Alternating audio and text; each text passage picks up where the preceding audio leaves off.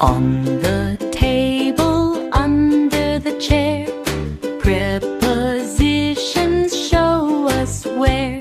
Beside the bag, behind the tree, learning grammar joyfully.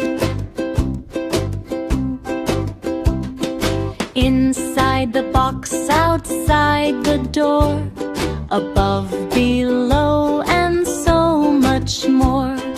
Into the room and out we race. Let's all learn prepositions of place.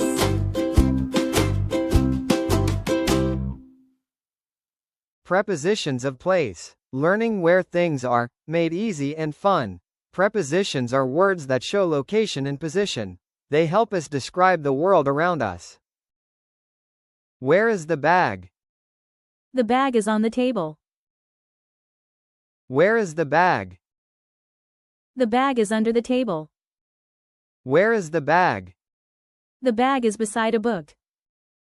On, under, beside. Prepositions tell us where everything is. The bag is on the table. The teddy is in the box. The boy is under the table.